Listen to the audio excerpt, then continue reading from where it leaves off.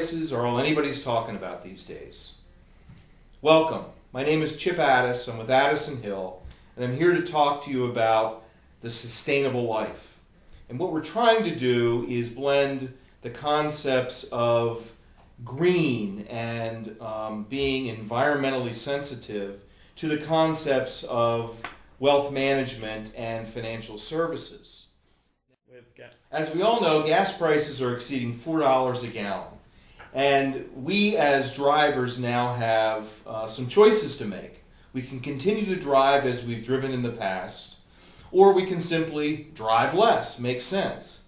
Another choice that we have is we can go out and buy a hybrid.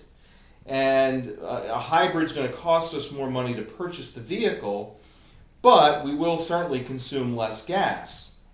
But it's not that simple, because now we need to look at how long it takes to get our money back in terms of the added price of the car relative to the amount of fuel that we're consuming. Another choice that people have is to move to smart growth communities. Wayne, Pennsylvania, which is where we maintain our office and where we live, would be considered a smart growth community, where you can live near the town, it's walkable, you can ride your bike, ride a motor scooter would be another example. Smart growth communities are something that people are really now starting to take a look at.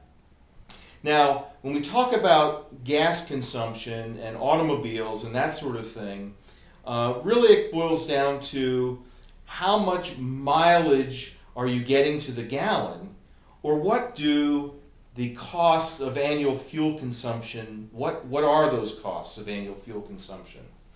And why I say that is because wealth management is kind of the same thing, and it can offer some similar analogies. The financial services industry is really full of return managers. And when I say return managers, where a company or a salesperson or whoever it happens to be is suggesting that you buy a fund because of what its past performance has been and it's superior to other funds for a certain time period or whatever it happens to be. But we really view that as, and returns as marketing. Because the returns of the past have absolutely no relationship to what the returns of the future might be. Wealth managers, on the other hand, look at things much differently. We look at the dollars, like in the automobile example, the annual fuel charges. The return managers look at the mileage figures. So what we try to do is look at things like a large pension trust company might look at things.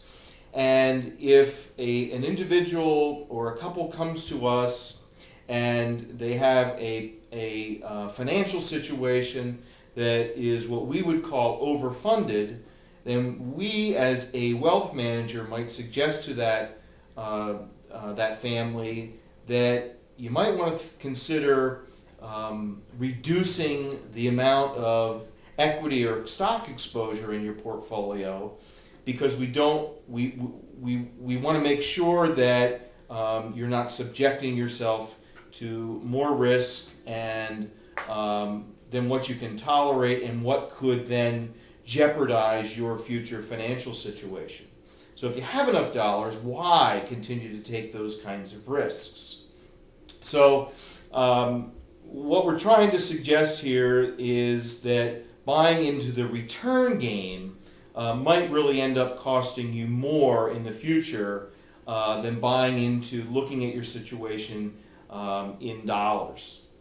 So looking at it in terms of dollars may offer you a longer sustainability of your assets and a better quality of life. Thank you for joining me today.